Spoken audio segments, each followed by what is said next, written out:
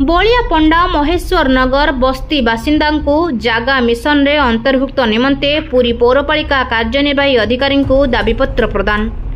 Puri पौरपालिका 7 number ward Ballia पंडा स्थित महेश्वर नगर बस्ती बासिंदा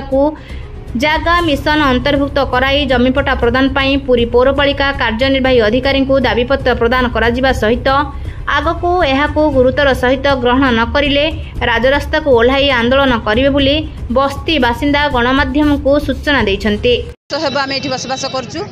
गोड़वाड़ साई महेश्वर नगर आम केते थर आसिक ये अर्जी देलुणु तथापि प्रशासन आम कथा शुणुना आउ पट्टा दबा प्रतिश्रुति दौरान सब बेले जे आम तुमको पट्टा दबु आम तुमको पट्टा दबु किंतु कौन कार्य केबे भी हेउना आम ए दाबी आमर अर्जी जे आमको तुरंत पट्टा प्रदान करा जाऊ पट्टा प्रदान न कले आम ये धारणा बसबू। आलोक माधव युव कांग्रेस देखो जो भाव 2017 मसीह नवीन पट्टनायक बीजेडी सरकार थिला बेले जागा मिशन अधिनियम आनी जो योजना आनी आज से योजना पुरी सहर में शून हो जो भाई कि पुरी रे विजयनगर बलिया पंडार विजयनगर बस्ती और महेश्वर नगर बस्ती दी भाग विभक्त किंतु विजयनगर बस्तीवासी को पट्टा मिल सारी बेले आज महेश्वर नगर बस्तीवासी को पट्टा मिलना और से सर्वे सरी गोटे थर कि आज पर्यंत से सहित कौन सरकारी स्तर में आलोचना हुई ना तो आज